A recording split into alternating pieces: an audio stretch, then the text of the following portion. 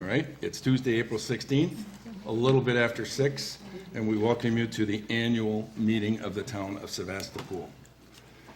First thing we'd like to do is introduce the town officers and then have you introduce yourself so we know who's all here. And why don't we start with, what's your name? My name is Amy Fluck. I am clerk treasurer for the town of Sevastopol, and I live at 4818 County Road P. There we go. Mark Hain, Town Supervisor, 4675 Matthew Road. Jeannie Vogel, Town Supervisor, 4693 Windermere Drive. Dan Wolfel, Town Chair, Bark Road. Linda Waite, Town Supervisor and fairly new resident at Cherry Hills Condominium, 4466 Fairway Lane. There we go. Trent Olson, Town Supervisor, 5856 Timber Ridge Road.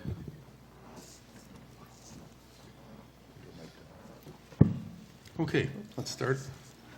One of our presenters this evening. Just have you introduce yourself.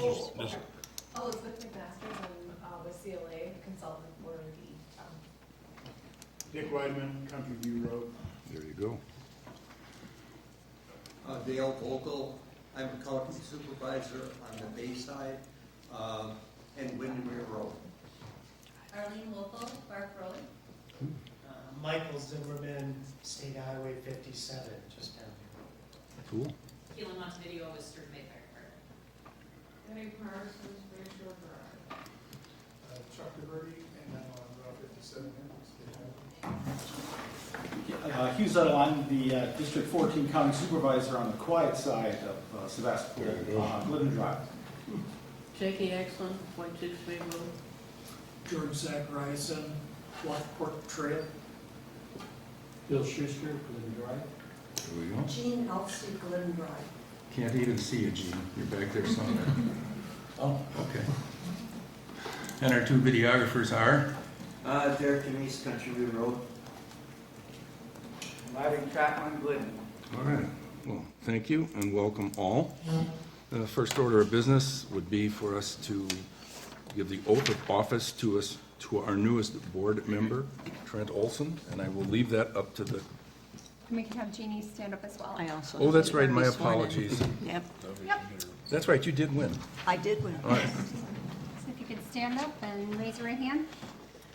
I, and then state your name, I, Trent Jeannie Olson, Vogel, having been elected to town board supervisor, having Having been been elected to Town Board Supervisor, swear that I will support the Constitution of the United States swear that I will support the Constitution of the United States and the Constitution of the state of Wisconsin, and the Constitution of the State of Wisconsin, and will faithfully and impartially and will faithfully and impartially discharge duties of said office discharge duties of said office to the best of my ability. to the best of my ability. So help me God. So help me God. Congratulations. Oh, congratulations. We always appreciate people who want to step up. All right.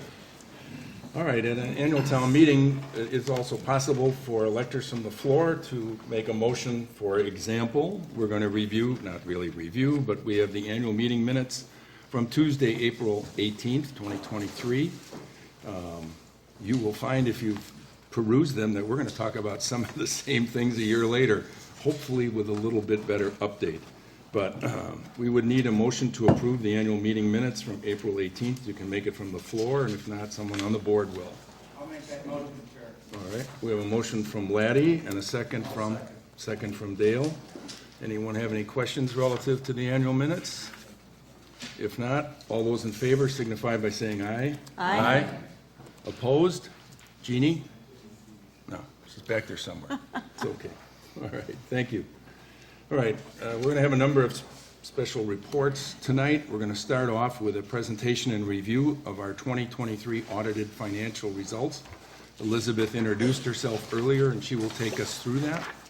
And by the way, this evening, if someone would like to speak, we're going to ask you to step up and use the podium so that we can hear what's being said, and it also can come across on the video. So, all right, Elizabeth, thank you. Please go. All right. Well, thank you everybody for having me here tonight at the meeting. The good news is that there's really not too much that has changed since previous year. The whole goal of our audit is to provide an opinion on the financial statements. That is the report that is on page 1 of those financial statements. And I'm here to say that we provided an unmodified opinion, which means that the financial statements are materially correct. It doesn't mean that we're going to find, every error that could potentially be in here. There's going to be things that are $20, $100, $500, $1,000, but we use a risk-based approach throughout our audit. There's formulas that we use to aid us to determine what those calculations should be. And so I'm standing here today saying that, the financial statements are materially correct. If there had been any changes in accounting principles or any changes in the accounting policies for the town, those would have been listed in the opinion as well to call the attention to those. It was a pretty quiet year. There was a standard that could have been applicable. It was called GASB 96. You may have heard grumblings about it. It's not the funnest standard to work through. It did not end up being applicable to the town. But just briefly what that is in case it does impact you in future years. If you enter into a software agreement where you have the right to use that software over a period of 3 years, 5 years, 10 years, there is it's now required to be recorded in your financial statements, whereas in the past that was never a requirement. So just kind of keep that in the back of your mind. That's something that we'll always look for the audit.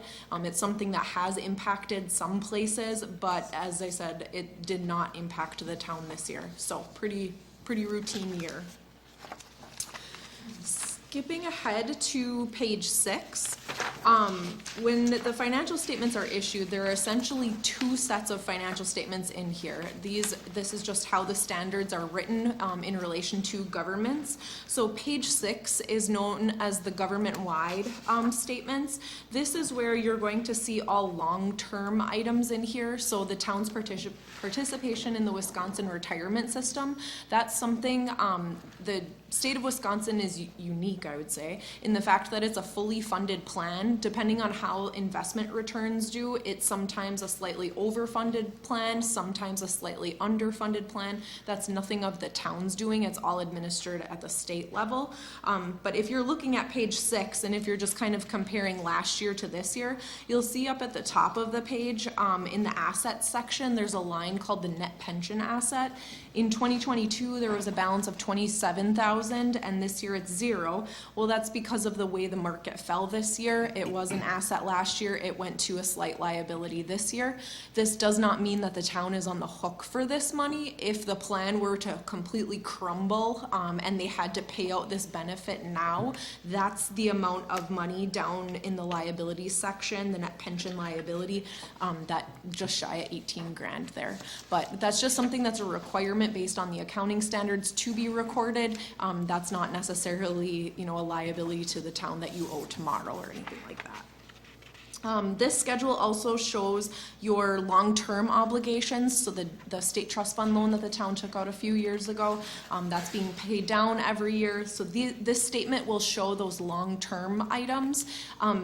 This is a service that we do for the town to convert your financial statements into this manner, but I'll be very honest, they are not used for too much in the grand scheme of things. So just know that they exist, but really the decisions don't really get made from this schedule. What I'll say is the more important version of statements start on page 8. These are known as the fund financials. So one thing that I'll point out on page 8, you can see down in the liabilities section, there is the line for what's called the unearned revenues, ARPA. That's that American Rescue Plan Act money. It's a little bit unique in the fact that you don't actually recognize the revenue until you incur the expenditures. That there's that matching component there. So those ARPA revenues, as the town is determining what they're going to spend them on, they sit in that a balance sheet account as an unearned revenue. When the town does finally make their decision, they'll move off the balance sheet and into a revenue offset against the expenses, and the net impact on your income statement is essentially zero. So I know that that's been, you know, a hot topic amongst many municipalities, and just know that that's where those sit. We monitor those as the town is working through those decisions, and we'll make sure that you're matching up those revenues and expenses in the year that you determine you know, what they're gonna be spent on. And we moved that at the meeting last night to road construction, so that would be a Perfect. substantial change. Yes, perfect, Okay. yep. So that'll get recognized on your income statement in 2024 against those road expenditures. We'll take a look at that during next year's audit as well, so perfect. Okay, down in the bottom section of this, I'll touch on this more later, but I just want to make sure I point this out. These are the ending fund balance categories. It's a little bit unique to governments that, you know, there's the rainy day funds, there's assigned funds, committed funds. These all have different purposes, and I'll go into those in a little bit. But just wanted to point out, and we'll come back to those. Page 10 is the overall income statement for the town. So overall, there's more details in the back, so I won't spend a lot of time on this, but the town did end up having, you know, a little bit more in expenditures than what they took in revenues. I think that the town has really worked to watch what their future plans are. So as I'll talk on that topic a little bit more later, no concerns there, but they did end up using a little bit of the reserves from previous years. Page 12, this is the start of, you know, what gives you a little bit of information as to what happened compared to the budget for the town over the year. You can see up in the top section, the revenues were almost, or about 190 grand higher than what they budgeted. You always want to budget conservatively, right? And you're able to add a lot more in revenues than what you're anticipating. So that's a positive sign to the town. In the expenditures section, the town only went over the expenditures compared to what they budgeted by about $54,000. So that was a great way to control those costs. We see, and I know that we've talked in many years, snow plowing is a quick one that, you know, you get a really bad storm, the overtime from that, depending on how those fall, it can significantly impact those expenditures. So the town did a really good job in keeping those under control, and then also the revenues obviously very much surpass what the excess expenditures were. All right. I won't get into too many details in the notes. If you read through it, it kind of goes over all of the accounting policies in place for the town, the application of them throughout. Skipping ahead to page 26. This is the capital asset footnote. This links to the government-wide schedule, that first set of financial statements. You can see that usually the town is doing some types of road projects, making improvements to the road. There's usually a few $100,000 worth of an investment put into those roads. So that schedule on page 26 is showing what that investment was in the town roads through the year. And there's other things that I know typically the town has some capital items that, you know, they just might not rise to levels that they end up on the schedule, or based on their nature, they might not end up in here. So it's not a perfect science necessarily. If an individual asset item is under the threshold, it wouldn't get recorded. So infrastructure is the big one that does end up being recorded year to year. Page 27 shows the long-term debt obligations. Again, that would link to the government-wide schedule. Town continues to pay down the debt, state trust fund loan from a few years ago. No issued debt obligations in this next year. Or for 2023, I should say. On page 2028, this is always a footnote that is of interest because obviously the state of Wisconsin limits the amount of debt that a municipality can take out.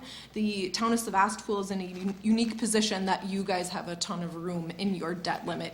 So technically, if the town wanted to, you could take out, you know, $57.5 million worth of debt for a large project that you have going on. And the lynching would begin like right after. Yes, the phone calls, you might just want to cut your phone line if that were to happen. I don't recommend that, but obviously that's a good key to keep in your back pocket if there's ever that point that, you know, that large project comes upon you, that development, you never know what's going to happen, and we have seen municipalities work through those items. We do see municipalities that are on the opposite end, where they are reaching that capacity and they don't know what to do. So, I mean, you guys are the spectrum. It's not too often that you have that much wiggle room. I think this is the only board meeting that I joke about how much debt limit you have. So, okay, so skipping ahead to page 35, I mentioned those fund balance, those rainy day funds, your assignments, commitments, non-spendable. Those are in more detail on this schedule right here. So the restricted fund balance, that's pretty straightforward. It's restricted by, you know, outside donor contributions. It's restricted by outside individuals to be used for that purpose. The committed fund balance, what that means is that it's done by town board action. So when the town is taking an active role in planning for those future costs, you have the ability to set aside some of the revenues that you're taking in year over year in order to pay for future costs. Those sit into that committed fund balance range. As part of the audit, we take a look at what was your beginning balance, what did you put in there in your current year for revenues, what did you spend, making sure that you're spending things that you should be, right? And then what's that ending balance, and that's what gets reported into this schedule. I know that, just for an example, I think the town had about 120 grand for the revaluation, and that occurred, I want to say it was about 75 grand that was spent on that. So you can see that revaluation account went down to that current value this year. That is a perfect example of how that committed fund balance is used year to year, and you know, the town's active monitoring is a positive sign as to being able to manage those costs in future years when sometimes those unexpected costs happen. The beautiful thing about committed fund balance is that you can put things in, you can take things out of it as well. So if a project popped up that you're like, whoa, we really got to look at this, maybe, you know, broadband was an item in there, maybe that drops off and that gets used for something else. So that can all be done through town board action, and we monitor that through the audit. On the top of page 36, assigned fund balance, what this category is that if the town knows that, so we audited 2023, town was obviously working on preparing their 2024 budget. They plan to use some of those funds that are carrying over from 2023 in 2024. We assign, or we don't, but the town ends up assigning that fund balance that will be used in the 2024, so that when you're looking at your picture of what 2023 happened, you can get an adequate view of what's left over, right? And that's what's in that disclosure right below the assigned of the minimum general fund balance policy. So the reserves in the unassigned were just shy of 30 grand. Normally, we recommend, or the town has the policy of about 15%. So the town was a little bit shy of where they should be, but I think they have a very healthy fund balance in the committed fund balance, which again, that can be, you know, undone by town action if needed. And then also within the assigned fund balance, part of that is the use of ARPA funds. And so right now that assigned is kind of showing like it's being pulled out of your reserves, but really it's the use of those ARPA funds, and it drew your unassigned fund balance lower. So what does that all mean? That's a lot of accounting talk, right? The town, although they dipped low this year, if I were to do that calculation as it stands today, it would be completely different. And I feel like the ARPA funds being recognized in there is just going to boost your unassigned fund balance because you were really setting aside funds that you had already. So if that makes sense, or any questions on that? No? All right, skipping ahead to page 41.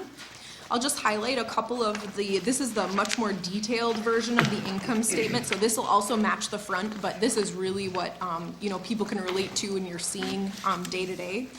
You can see up in the taxes section at the top of page 41, the room taxes continued to be much higher than what was budgeted. I think that's been a yearly trend, and hopefully it'll continue to grow that way, right? Down in the middle of the page, building licenses and permits, those continue to be higher than budgeted for revenues. And down in the miscellaneous category, interest on investments, it was, I mean, we're seeing it across the state of Wisconsin. There's places that are just earning interest hand over foot right now. So that's positive, little boost to the town. And keep that up. I know that you guys are invested in LGIP. That continues to be a really, really strong one. So positive news for the town. On page 42, I mentioned earlier that reval occurred during 2023. You can see in the general government category, there's the assessor line, and that's where that money was spent to that had been set aside in previous years. Down in public works, snow removal went a little over budget, but as we said before, that's one of those items that can quickly go over depending on when the snow flies. All right, skipping ahead to page 47, one of the indicators of how well an audit went is when you get to the findings for the year. One thing that I always encourage boards and communities to do is to compare what were last year's findings and what were this year's findings, because those changes indicate, are things getting better or are they getting worse? So there were actually 3 findings last year when there are only 2 this year, so that's a great indication for this town. The first one is segregation of duties for the clerk treasurer position. You guys are never going to get away from that unless you hire somebody. It's just not worth it. We take a hard look at those types of items. If we were to come across any fraudulent activity or anything that we felt was, you know, essentially very risky, we would bring it to your attention and recommend some type of changes. So you know, Amy does an excellent job. She's very transparent in everything that she's giving to us for the audit. She asks us questions as needed. So, you know, doing a great job, and that finding is just something that you won't be able to get rid of, so. Page 48, preparation of the annual financial report. It's because we prepare it on behalf of the town. The amount of training and work that it takes, knowing all the disclosures and what can change, it's just not worth it from a cost-benefit analysis. So, and then the third finding that was in last year's and is no longer in this year's was a material adjustments to the financial statements. So I believe, if my memory serves me right, it had to do with when the ARPA is recognized. It's a little bit of a unique situation, like I explained earlier. So because we assisted with that, it ended up in a material change to the financial statements. This year we didn't have any changes. You know, we tweaked little things here or there, but really the financial statements were in a pretty good, or the accounts were in a good spot when we started the audit. So I always like to say, what does that mean? When, you know, you're given financial information at a board level, that means that usually you're getting pretty accurate information throughout the year in which to, you know, make decisions. We might be tweaking some things at the end of the year, making sure that something's, you know, recognized correctly, but that's really a good indicator of how many adjustments are happening, because otherwise you guys could be making decisions on incorrect data at that point. So that's a really good point that I want to make, is that finding is removed between last year and this year. So, all right, and then you guys do have the management letter, and if you would like to read through that, by all means, I won't go into anything because there's really nothing new. Normally, if there was anything major, I would go into that, but there is nothing. So I'll kind of skip over that for this year. So, are there any questions that I can answer? Anyone in the meeting tonight that has a question on anything that's on there? Dick, you must have. I was overwhelmed. Oh, that is excellent news, Elizabeth, on all counts.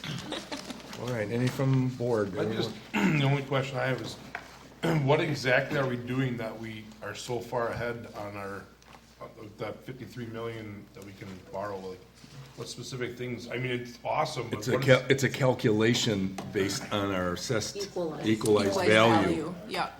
And so you can I borrow get up to part, that. but like, what are we doing specifically? We're not really doing anything. The delta between what we spend and that ratio is what gives us the amount. So we could borrow, I would love to borrow 57 million. But it's really not anything that we're doing. Yeah. I think that's, And with the equalized going up. Changing Going up. next year, It'll be- We might be able to borrow 60 million 100 million. or more, yeah. Yeah, yeah. And I think that, you know, there's places, it depends on what's going on in a municipality that really drives that, because, you know, some places will bond for $5 million in order to gain that development that's coming up. So if you've got that, you know, you're gonna have to bond for it, because there's not too many places that have the cash funds in order to pay for those items. So it's all dependent on what's happening. I think the town is also, I know that, like, when this building was built, you guys had a debt issuance. I think that was paid off at one of the or right around the time. So, you know, monitoring where your cash is at, what you've got coming up in terms of projects. Are you gonna have the cash on hand? Do you have to think about going out for a bond issuance? Those are all the questions that, if you're keeping up on those types of items, it allows you to, you know, not take out debt if you don't have to, not incur the interest that you don't have to. And I think that the town has been very mindful of that in the last years, you know, with always hoping for growth, right? Yeah. More tax dollars, Dick. Oh, sorry. Any other things? No. All right, I guess we're completed. Thank you very much for making the trip Thanks, tonight. Elizabeth. Yes, you. no Appreciate it. problem. And thank Nice you job. all. Yes, thank you. Thank you for going through that with us last week as well. I appreciate that. All right. Reverting back to our agenda, the next item on our agenda this evening is Kaylin Montevideo, who's going to do the annual fire report. As you well know, the Sturgeon Bay Fire Department provides our fire coverage, and we will give her the opportunity to share all of those things, especially that painted truck. Maybe we should have changed the picture on there, I think. There you go. No, I'm joking. Good evening. So, Kaylin Montevideo, I'll say later in the report, Chief Tim Dittman has retired. Effectively, April 5th was his retirement date, but hasn't been with the department since February. Took some leave up until his retirement. So I was appointed as the interim fire chief while the Police and Fire Commission is deciding what the process is going to be for filling that position. So I prepared the annual fire report for you, as I have done in the past. Yes, we have a new truck on the front page. We took delivery of that truck, I believe, in October, sometime this fall. October, November, maybe November. It is a brush truck. It allows us to do some technical rescue as well. The nice thing about it is, if you can see on the front bumper of this truck, you see some kind of little pockets that we're able to slide our bipod system into it. So one of our big concerns for rescue is in the town of Sevastopol, Cave Point. We do multiple rescues at Cave Point. We're hoping that this truck will allow us to get up over that edge with a high point that's secured and not having to tie off to trees that maybe aren't a secure source for anchor point. So, in fact, our guys were out there this morning doing some training. Our other two shifts will be out there in the next couple weeks. So, if anybody gets a call that there's a bunch of people maybe going down the cliffs, it's our guys. So, I'll just run through the annual report. Not a lot of different how we set up our annual report. Might look a little different than other years, but if you have any questions, please let me know. We always add our mission statement and our statement of values because we feel very strongly about that.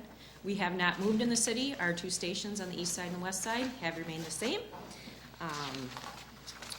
No updates to that. Our personnel, last year in April, May-ish, we did add a part-time admin assistant. So she works 20 hours a week just to help with general office duties. Our full-time staff has not changed. We still have our part-time fire inspector. We lost a few part-time staff last year. We ended the 2023 3 part-time firefighters short. We are still 3 part-time firefighters short. So anybody knows anybody, please send them my way. Our apparatus, with the addition of brush 716, that's the one that you see on the front cover of the report. Brush 717 snuck its way into this report. That was an oversight on my thing. It looks like it was put in there twice. We did get a new brush truck, 717 as well. That was not put into service till 2024. So we have 2 brush trucks that are virtually identical, with the exception of Brush 717 is a crew cab, so a 4-man cab versus the 2-man cab that you see on that front page. The other, I'm not quite sure if last year we had the Coast Guard boom trailer. We found a deficiency in pretty much the county with some containment boom that really nobody had it in the county. So the Coast Guard said, well, we have it. We aren't gonna use it, and you guys can have it. And we'll keep it up to date. We'll give you all of the stuff for it. So we do house that Coast Guard boom trailer with, I think there's 800 feet of containment boom in there. So the next page, which you're probably interested in, is our incidents for 2023. We ran a total of 1,817 incidents last year. For the town of Sevastopol, we ran 87. Of those 87, 75 were, we categorize them as fire calls, but that would be any fire or service call. So alarms, car accidents, service calls get categorized under a fire call. And we also ran 12 EMR or EMS calls to assist the paramedics. So that happens when they have, possibly a lift assist that they just need an extra hand for. They have EMRs that, Sevastopol has their own EMRs that don't respond because there's nobody available and they just need an extra hand. Sturgeon Bay Fire assists with that. So on page 7, you'll see our incident types. So by jurisdiction, so you can look, the 87 calls in the town of Sevastopol, the type is a little small, so I'm sorry about that. Let's see, we did, like I said, 87 calls in the town of Sevastopol, and you can see what those types of calls were. So kind of a whole gamut of calls. There's not one thing that is like, oh, that's what we need to work on for prevention. Probably our vehicle accidents and our alarms, false alarm calls, fire detector, or your smoke detectors going off, CO calls, something like that. On the next 2 pages is our, so page 8 and 9 is our 5 and 10 year incident comparison. So we always try to say, okay, what is our trend of our fire calls? Are we trending up in fire calls? Are we trending up in EMS calls? We know in the city and the town of Sturgeon Bay, we're trending up in EMS calls. We're just getting a lot more EMS calls. Town of Sevastopol, because we're not your EMR provider, we don't see those trending up. So on the top of page 8 and the top of page 9 are probably the 2 graphs that you're gonna be most interested in. So we see a trend overall in our response for incidents. On the top of page 9, with the exception of 2022, which I can't explain, we had quite a dip in incident response, but as of 2023, we're sneaking back up there to our average or our normal. So I don't know why 2022 was a good year for incidents for the town of Sevastopol, but like I said, last year we were creeping back up. And then we always try to forecast, okay, where are we gonna be in the next 5-6 years? And that's what you'll see on page 10 is our forecast of incidents. So, by 2028, we're expecting, over 2,300 calls. And we have kind of seen that trend that our call volume is going up. And then page 11, we're just talking a bit about our agency overview. So the things that we do as a fire department. We always say we're firefighters, but that's probably the least amount of things that we do in our job. It seems like when somebody doesn't know who to call, they call the fire department because we typically can solve the problem that they're having. Technical rescues, water rescues, we know we're a huge recreational community, so water rescues, drone operations, a lot of specialty things that are being added to our fire service that many of us did not start with our career. And then page 12 and 13 is just some more station activities, listing our equipment maintenance, some of the administrative things that go on, fire prevention. And then on the right-hand side of page 12 is our inspection breakdown. So in the town of Sevastopol, we conducted 136 regular inspections, so that's part of our 2% dues that you guys report back to the state. and then 15 re-inspections, for a total of almost 115 hours. Our training hours are outlined on page 13, so just kind of an overview of some of the specialized training that we do with our staff. And we added some fun pictures this year too, because who doesn't like to look at some fun pictures, right? And then on the back page is our public education, fire safety report. Go into the schools, so we're at Sevastopol School doing fire prevention programs for all the elementary kids up to 5th grade, and then just some other community-based public education that we do. What is the photo on the bottom of 13? Was this a burial? I mean, it's, So the photo on the bottom, page 13, is actually one of our specialized rescue trainings for trench rescue. So we run in May, so coming up in a couple weeks, we run a 3-day technical rescue training with some instructors out of the Valley, one instructor from Appleton, one from Oshkosh, and we do a 3-day technical rescue refresher. One day we do trench rescue, one day we do confined space, and the next we do typically high-angle rope rescue. So this picture was taken out at our training site, so out by the dog park in Sturgeon Bay. We have see those Connex boxes that are all stacked up. That's our fire department training site. Allows us to do live fire burns. DPW comes out and digs a trench for us, something different every year, to allow our guys to do some trench rescue. cool. I do have one question. Okay. On page 10, for your incident forecast, and obviously it continues to grow and you project it to grow. At what point in time does the rubber meet the road where you're out of firefighters given the number of incidents? Obviously you have some projection within that. That's a great question. Sorry I asked. So we have broached the topic in the city about at what point do our services outweigh our staff? Meaning, everybody knows growth is happening. Growth is happening in the town, not so much in the town of Sturgeon Bay, town of Sevastopol. Growth is happening in the city tremendously. So that's more calls for service for our firefighters.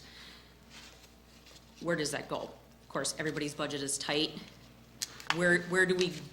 How do we mitigate the extra calls for service and the extra demands on our fire department with the same amount of staff?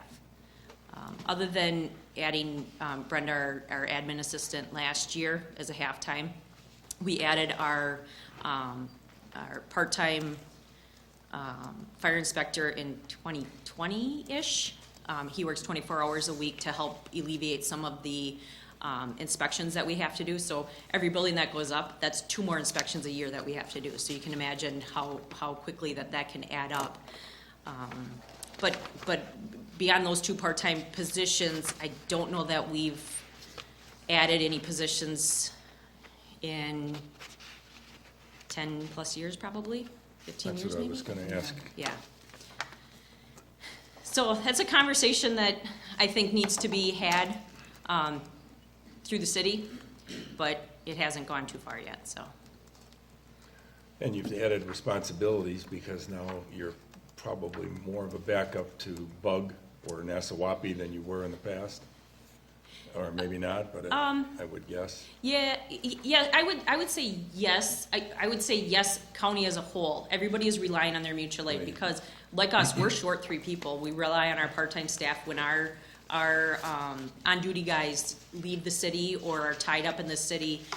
We call back because we can't leave the city unprotected, or our jurisdiction. I can't say just the city, our jurisdiction unprotected. So anytime that for instance, today we had a car accident on the highway at a pretty busy intersection. So both of our engines were tied up. Luckily, one was able to cut loose pretty quickly. But at that point, if we know our staff our on-duty staff is tied up and can't leave for any reason, we're calling our part-time staff in to backfill to handle any additional calls that come in. For some reason, it seems that we're getting multiple calls at the same time. You know, the 3-4 calls that we're having a day aren't spread out over the 24 hours. They seem to be glommed into the 1 or 2 hours of the same calls. And nationwide, the fire service is hurting, especially the volunteer and paid on call. Nobody's really volunteer anymore, but the paid on call staff is dwindling, and the question is, where do we find people, and where do we find dedicated people? Where do we find people that are available? So there are more jurisdictions throughout our county that are calling in mutual aid.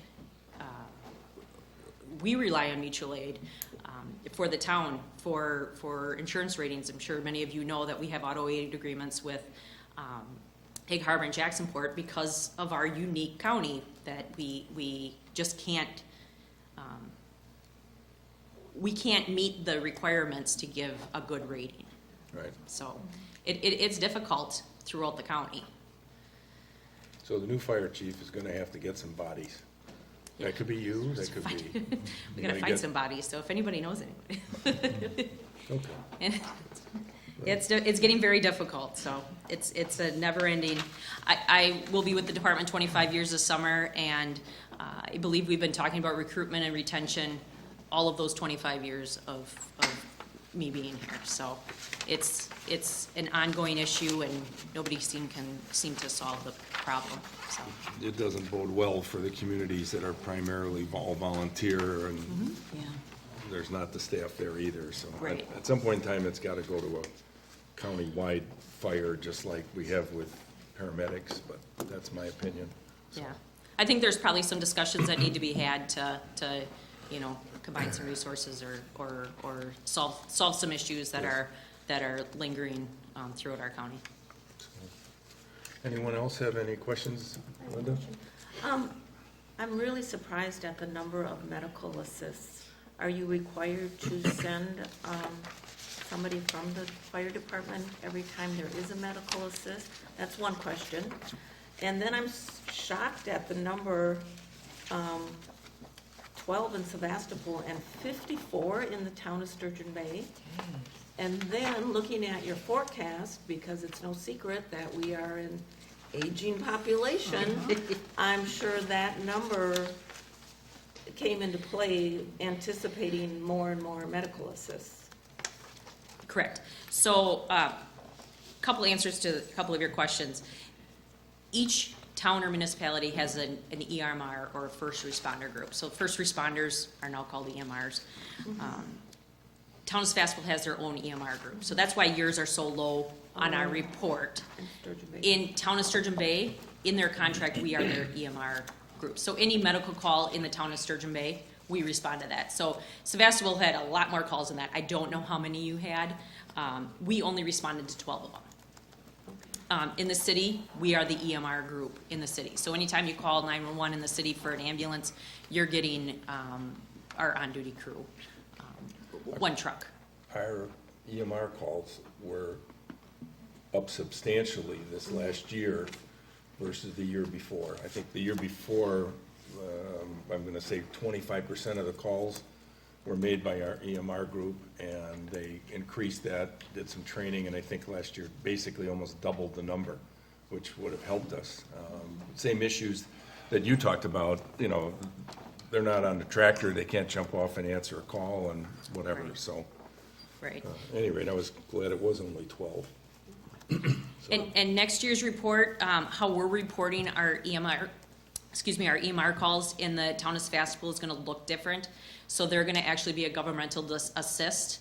I went to a training for NFIRS out at the National Fire Academy last year, and how we were reporting it, because we're not your EMR group, we shouldn't be reporting it as a medical assist. We should be reporting a little bit different way. So it'll show as a governmental assist, or intergovernmental assist. Still be And the so it'll look a same little effect, different. just a It's, different we're type. still gonna be going, it's just gonna look a little different on your Right. incident type. So you might say, oh, you didn't respond to any medical calls next year. Well, we did, it's just categorized a little bit differently in our reporting software. Okay.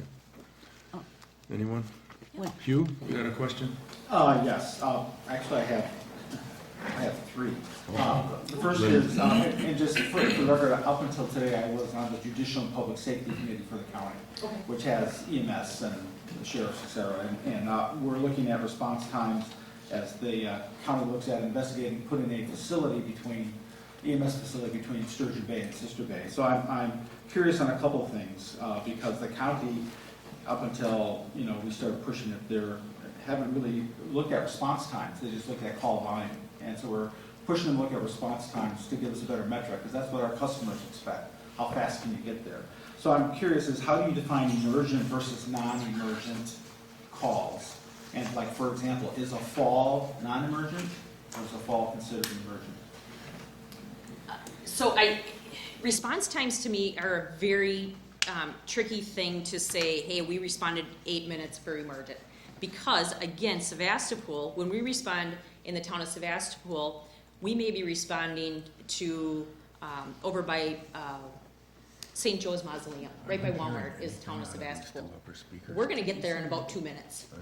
Now, if we have to go up to Cape Point, that's going to be so average response time to me is a very tricky thing to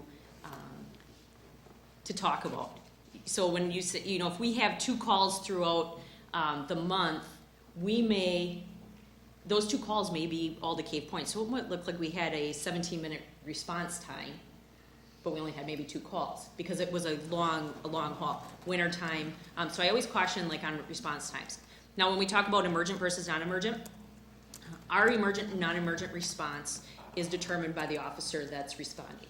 So if we get a call for, not always, typically if we get a call for a fall, lift assist, no injury, that's typically going to be a non-emergent call because it's maybe somebody just needs a little help up. Now if we get a call that is chest pain, that's going to be an emergent response. But we have left it up to our, this is just us, Sturgeon Bay Fire.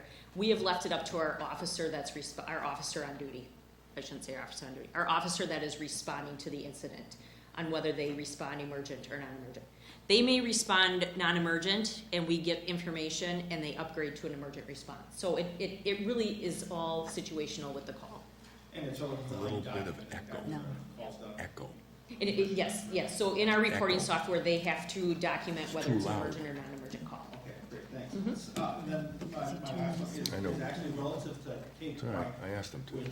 which contrary to rumor, Cape Point actually is in the town of Sevastopol. Yes.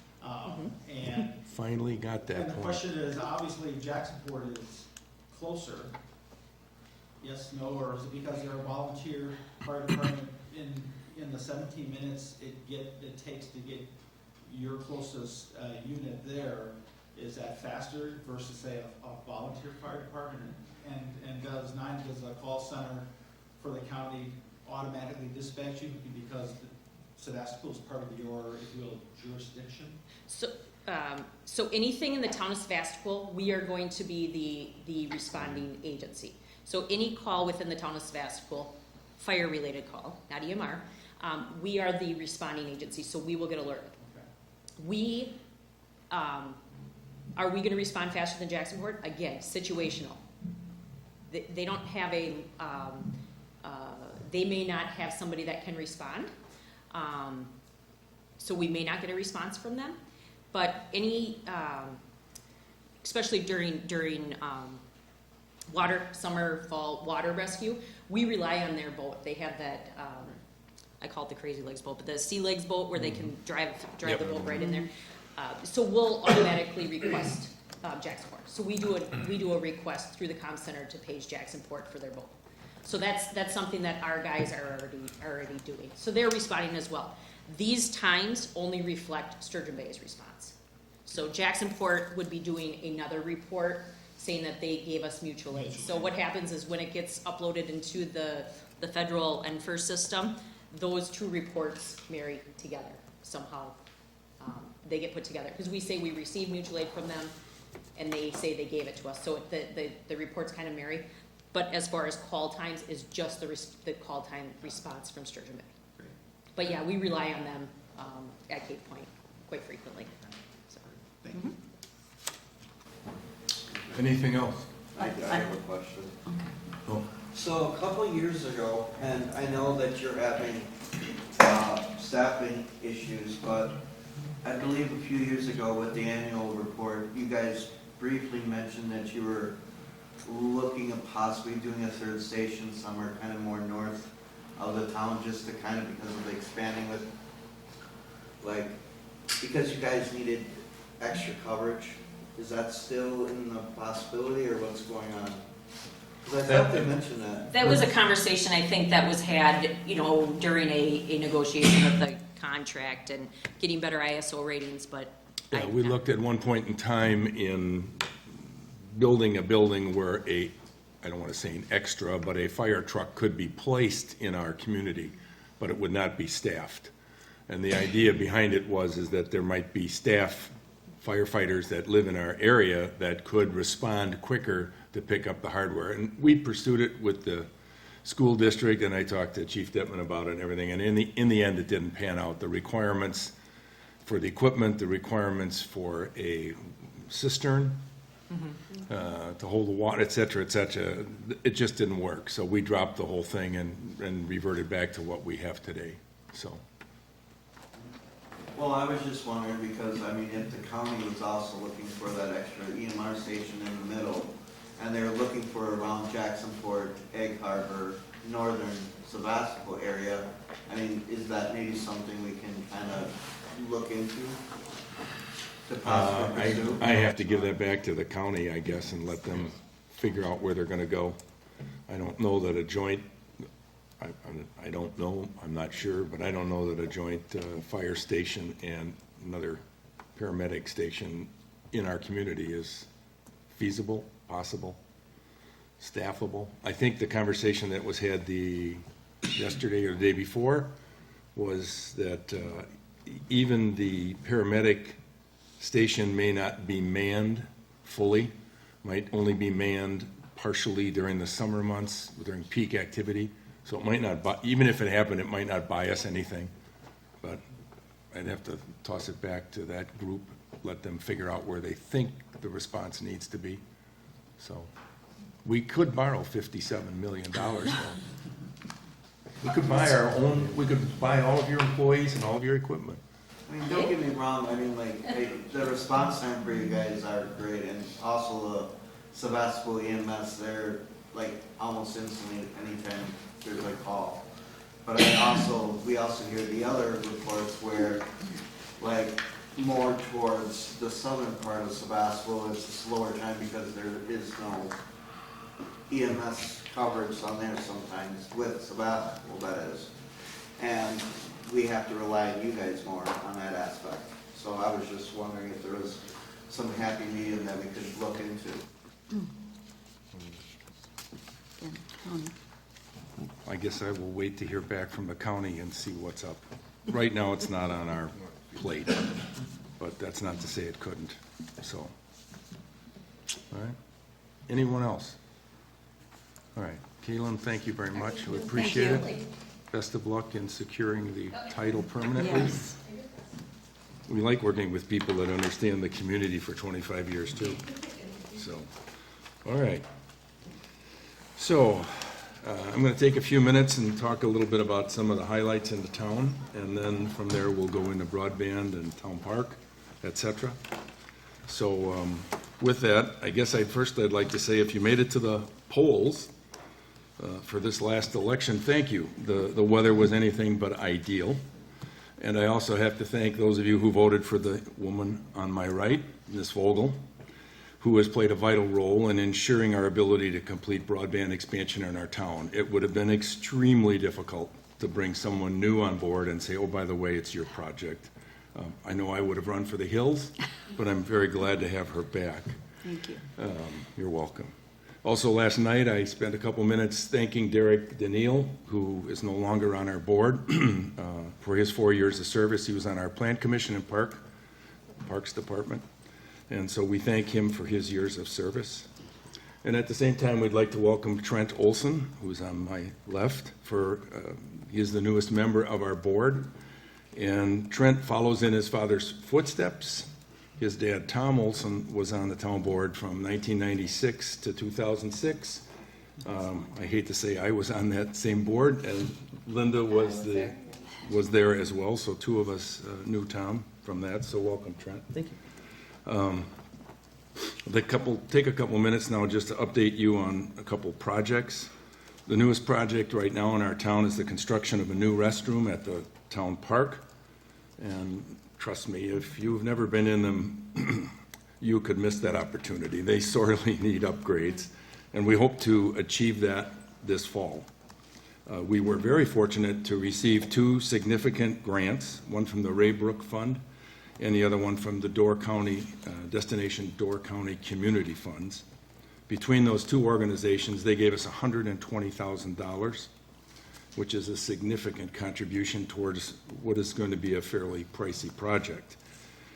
I also want to acknowledge and thank Amy, our town clerk, who was determined to garner some of those funds and did a lot of the grant writing, which is required to substantiate why we could use those investments. So thanks to her as well. High-speed broadband, through the efforts of Jeannie Vogel and her committee, with a significant, and I say significant, contribution from Hugh Zettel, who spent more than a ton of time. We were able to secure a grant for $816,000. If you attended any of our broadband meetings in the past, you know that our contribution to this $7+ million project was over $2 million. This will help greatly in reducing the amount that we have to pay for this capability throughout our town, which means it'll cost you less as well.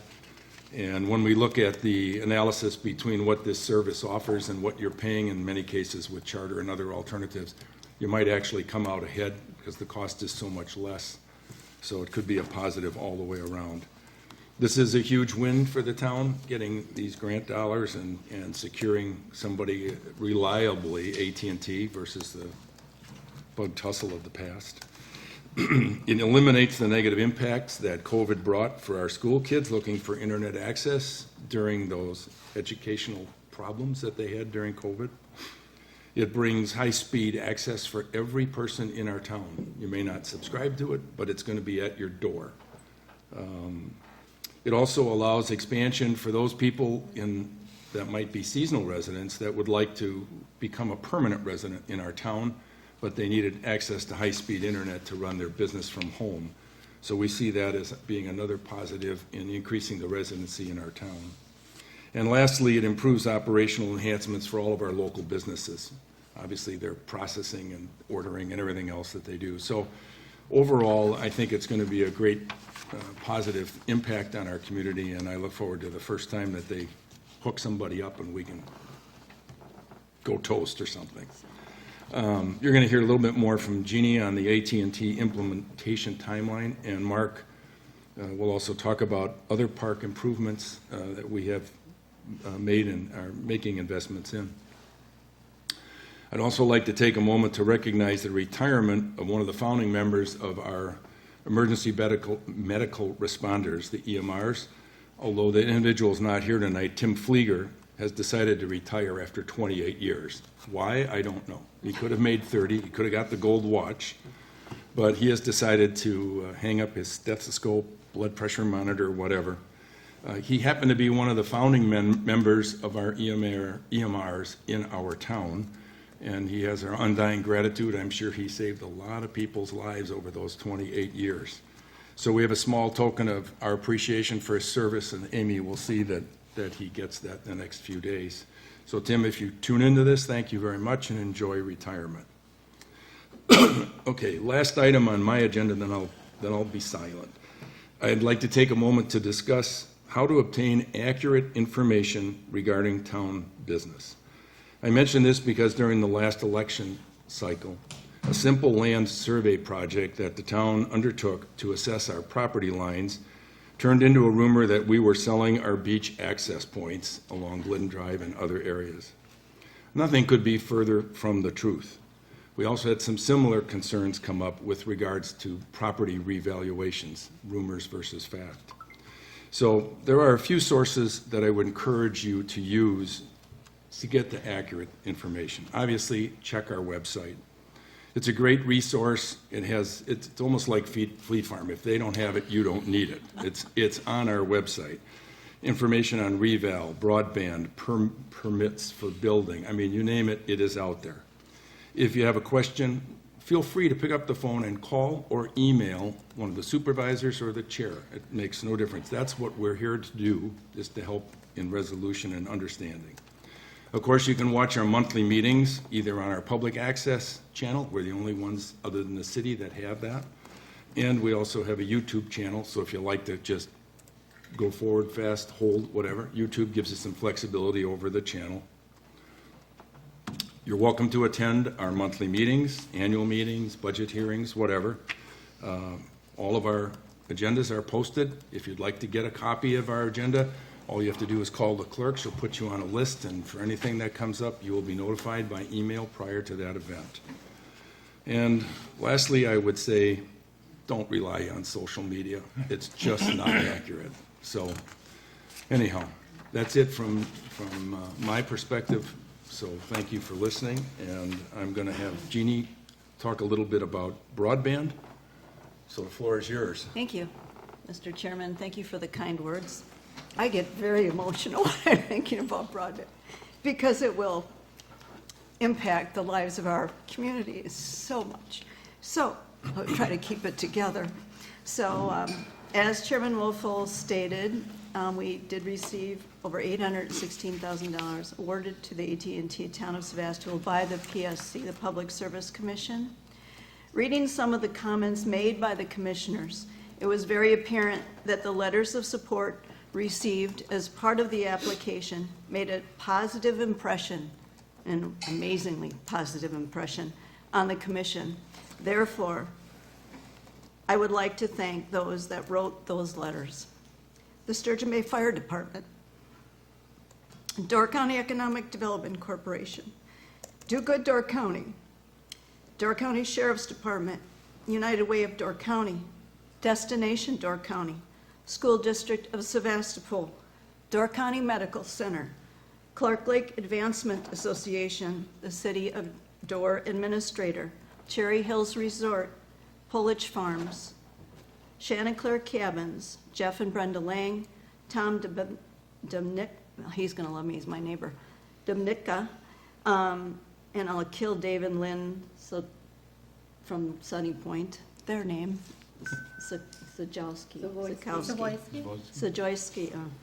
and Linda Laraway, sorry for killing that name. So it shows that you all truly make a difference, and I thank you again for writing those letters. So in early March, we had a kickoff meeting with 11-member team from AT&T. The team included people from the planning, engineering, construction, project management, network sales, and support. Laddie, if you'd put that up and a little bit more. Move up one more slide.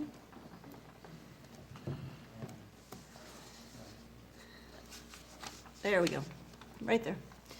So I can share with you that the field work will begin in May and June. AT&T or one of their subcontractors will begin assessing poles for aerial implementation and areas where fiber may be buried. When these teams are in your area, they will leave some signage to identify themselves, as you see up on the screen. Their vehicles will also be easily identifiable. As displayed again, their vehicle's not on there, but again, make note of the display on the screen. So, and you can move forward with that. So in months going forward, you will see other signs of progress. Keep going, Laddie. Next slide, Laddie. He's working on it. Oh, okay. Yes, and you can keep going, so you can give them a little peek of that and then keep going. So in months going forward, you'll see other signs of progress with the goal of connectivity in approximately 24 months. So I will provide updates on the monthly meetings that we have every month, and updates will also be posted on the Sevastopol website. Okay, and then you can move to the website, and won't that be fun to see all that work? Oh, yeah. and then to the website. So there's a website. It's att.com/notify me. So I've already put my name on that address bar at that website because I want to be notified when they're passing by my home. So I hope you will too. So in the future, in the upcoming months, There you go. there you go.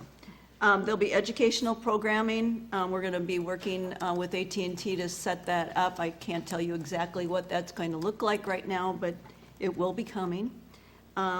With the idea that instruction on how to use the internet and enabling you to cut the cable cord and get rid of that dish on your roof. So that's all I have. Cut the cord. Cut the cord. Questions from Yeah, anyone? questions? Yeah, Dick? There's a lot of existing conduit in the ground right now, not by AT&T. So is there gonna be a conflict with AT&T, or AT&T gonna be able to put their conduit next to the existing conduit? Well, AT&T, we're talking about poles. AT&T is an ILEC. That's a fancy name for saying that they have whatever their agreement is with Wisconsin Public Service, We Energies. They have existing wire on the lines, right?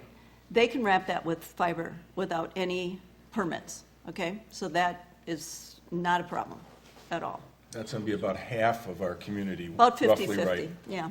They're estimating 50/50, about 50% aerial, 50% buried. So we have existing AT&T aerial lines, the install will be fairly simple. It should be, yes, I'm not an installer, but I would think it'd be relatively easy. The issue that the other vendors have had is trying to get what they call make-ready, to get Yeah. an assessment from Wisconsin Electric as to how much it's going to cost them to replace a pole, to get on a pole, to do certain things to hook up. And so that's undermined a lot of the efforts of some of the other people that are in the business. The good news with AT&T is, although half of it approximately is going to be above ground except to your house, it'll be below, is they don't have those issues over the poles. So that makes their job easier and makes the implementation for us easier. In the other areas where it's necessary, they'll go underground. So, does that get at it? Yeah, I mean, it's just that Okay. there has been, another company that has laid conduit throughout the town. Yep. Yeah, And Charter multiple- Spectrum has a lot of Multiple cable. conduits. Yeah. through, yeah. Yeah, you're right. All right. Anyone else? All right, well, thank you, Jeannie. You're welcome. We'll keep up. Next, we have Mark Hain, who is the chair of the Parks Committee. Mark? Thank you, Dan. So this year we did mostly baseball field updates. Last fall, we started with skinning the baseball field, went back in time, back to an all-dirt infield, which plays better, safer, makes everybody happier because it's easier to maintain. We get better hops, baseball players are happy. Parents are happy because they're not taking their kids for stitches. We added bullpens on the baseball field, both sides for pitching. We would put fences down the lines, safety. School is always safety first, so we like to make them happy because they're our biggest use of the field. All three fields got, the baseball and the two softball fields got new scoreboards. That was driven by the school and the town. We worked together getting some donations. We got some small donations, and we got one anonymous donor came in and donated the baseball scoreboard himself. We got a little weird, in our opinion, name on top. It says gift of a friend. The town didn't get to do the wording. The school did that, and us on the town park board, we kind of did one of these when we saw it. But if you go to a game and see that, it's a gift of a friend. So that's from the anonymous donor. If you go over there, they're new digital. I'm not jumping up on ladders anymore and changing out the bulbs. It's pretty slick. High school is going to pitch count for the baseball players, so there's a pitch count right on there for each team. They're very nice. Red, white lettering, you can see it for miles. Very, very nice. Oh, there will be an eye-catching park bench, and Dan doesn't even know about this yet, installed at Clark Lake Beach coming up. It was in memory of a lake resident who passed this winter, so that'll be installed before Memorial Day. You gotta check it out, it's got a cool little saying on it, it's gonna be pretty neat. The irrigation control box for the 3 fields, the infields, was not accurate at all last year. I'd go in there and it'd be on a Tuesday and it'd be set for Friday, and it was coming on during ball games. It was all haywire, went all whack. So we're gonna be replacing that this year with a newfangled, fancier, nicer, updated. When they turn the water on, irrigation will be going on hopefully the end of next week or a week after. I think that's about all I have. Oh, we are always looking for memorial trees. The shade, we love the shade, we love the trees. Bring it on. I believe Dick is still doing our, no, I mean, you're doing our ash tree. Have you been doing that, or is that turned over? No, we haven't done it for 2 years. Lost most of the ash. Okay, so that was my point. The ash trees that have died off, we'd love to replace them with memorial trees, or if you just want to donate a tree, get a hold of me or Amy, and we'll take all you want to give us. Employee? Oh, do you want me to talk about looking for one? Yeah. So, We'll take and we'll share a firefighter with you. Yeah. So this year we're gonna keep going forward. We're gonna kind of split the duties over at the park. So we have kind of our field team, and we have our parks and grounds and all the other boat launches and that park crew. So we've hired one gentleman that's doing most of the groundskeeping on the fields as of now, but we'd really like to hire, it'd be nice to have a young baseball-minded or softball-minded, sports-minded person to come in, so we're looking for another employee. It doesn't have to be a young person, but it'd be nice to be able to keep them for consecutive years. What else? Any age can apply. Any age can apply. All we can do is tell you no. I think they have to be at least 14. Well, 14, yes, 14, 14, yeah. yes. 14, if you Yes. can stretch yourself up there. Might be a little bit young for a firefighter, but we We can can work train through them. it. Any questions from Mark? What is the time frame on the restrooms? I mean, Well, read them. Are they? Fall. We're hoping fall. Okay. We're gonna have a Completion. meeting tomorrow night and start to break things down. Okay, It so won't not for start- this season? Right, No, it it'll won't be be this after the fall, Labor Day, Oh, and tournaments? before Okay. snow, so we don't have to pay upcharges for things, but that's the rough timeline, so, okay? All right, thank you, Mark.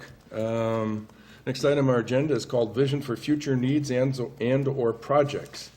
So if there's something on your mind that you think that we should be taking a look at over the future, good time now to tell us what that might be.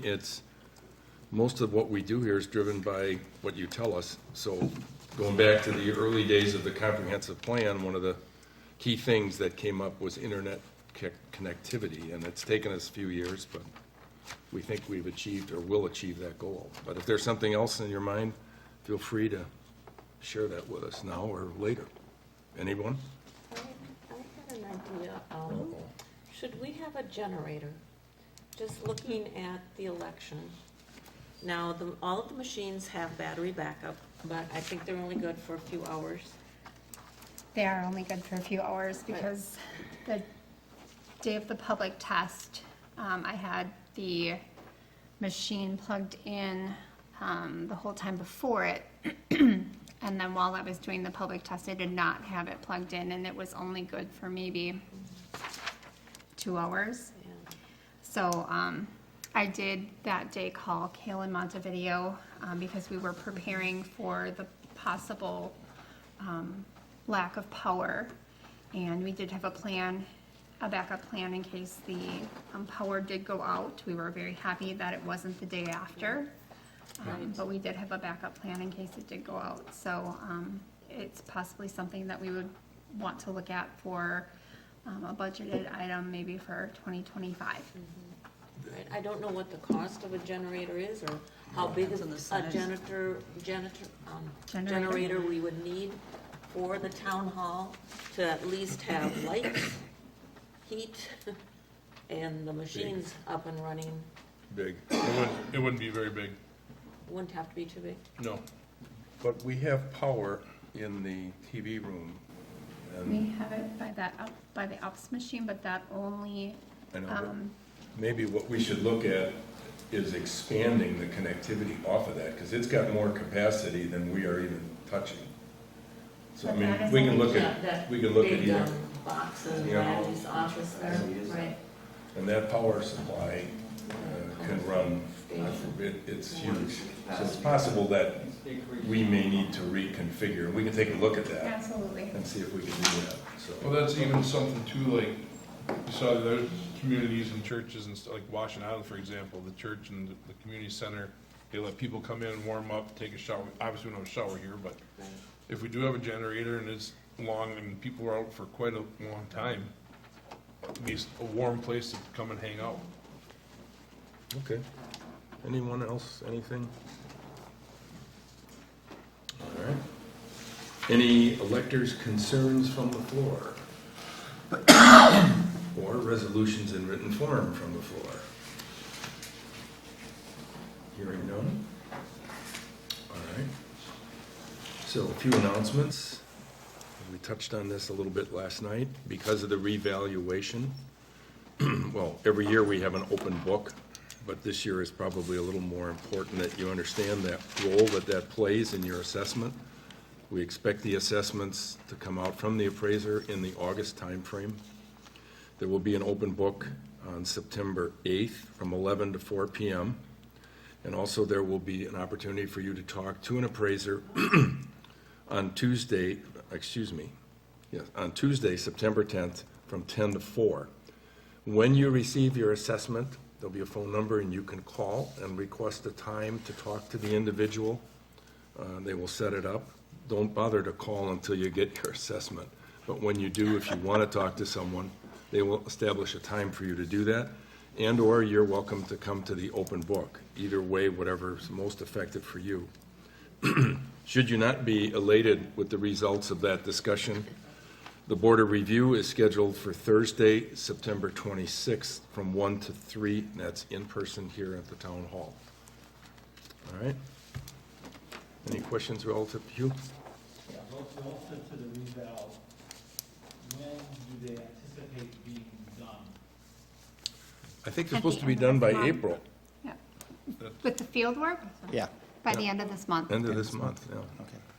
So, and they wait until, they don't send out the assessments until they get the final assessment done by the state of Wisconsin, to make sure that their assessment and the state's assessment are somewhat in alignment. You know, the state could come back with $1 billion and they could have whatever, you know, so they're gonna hold, and that's the reason that you won't get the assessment docs until sometime in August. Okay? And one more question regarding reval. One of the benefits, we talk about earlier how the equalized value increased, and we kind of basically didn't have to do anything, right? It's, property values and all that in our properties and assets that we have in Sevastopol have increased. And one of the things that broadband will do is we know nationally that property values increase roughly 3% or more when you have fiber broadband available. So I think that's a question from a revaluation, because that basically is a benefit to all the residents and property parcel owners of Sevastopol. And so it'll be an interesting question how the assessors will review that. Obviously, it's not been deployed yet, but it is something that is recognized. We've heard from real estate agents, et cetera, about property owners wanting to know, do you have broadband access? Do you have high-speed broadband? Do you have fiber? So we know that has a positive impact on homeowner value. So I think that's, something that is a benefit that we'll see, Supervisor Hain, relative to other increased values because of some of the investments like what the town is doing in broadband. Thank you. Good, thank you much. All right, we're coming to that portion of the meeting that's usually everyone's favorite. It's called the adjourning of the meeting. And we are going to, you can't do that yet, we're not ready. All right. We have a motion by Laddie and a second by Derek to adjourn. And by the way, the date of our next meeting, you want to write this down, is April 15th, 2025. It's the third Tuesday next April. Don't miss it. All right, don't miss it. All right, we have a motion on the floor, and all of you can vote to adjourn. All those in favor signify by saying aye. Aye. Opposed? Thank you. Good evening. See you at our next meeting.